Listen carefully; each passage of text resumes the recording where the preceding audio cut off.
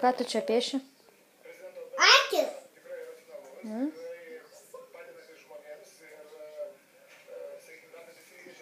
O lūpos gal ne mėlynos spalvos?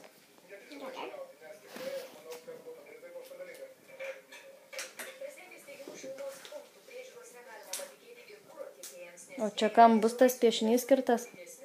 Nikitai. O kokia proga? Tai mama diena. Tai kiek jam metų? 4. O ką tu jam norėtum palinkėti? Tai palauk.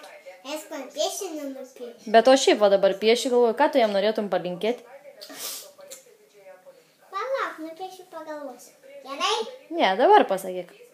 Nu, bišk padėk, nu pagalvok dabar. Nes reikia perduoti jam kažkokį tai linkėjimą. Gerai jau.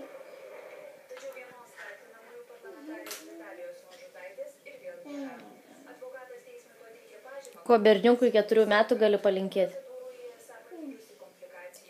Tikiu, kad varas tau daug laimės atneštų. Ir kad tau mama nupirktų čiulpinuką. Dar galėtum, kad važinėtų dviratį išmoktum.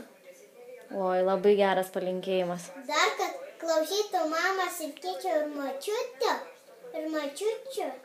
Ir dabar tau dar, kad mama tau. Dabar tau, kad mama paprašy, kad tau mama nupirktų, žinai ką? Nupirktų tau motociklą elektrinį. O gal sesė? Kokia tau dar sesė? Nu, sesutė. Gerai. Sesė dar,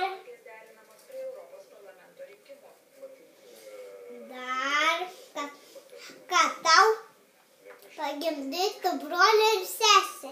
Bus 3 vaikai. Tai didelė šeima? Taip. Ir kad dar tau mama nupirktų, žinai, ką paprašy, kad mamas tau nupirktų.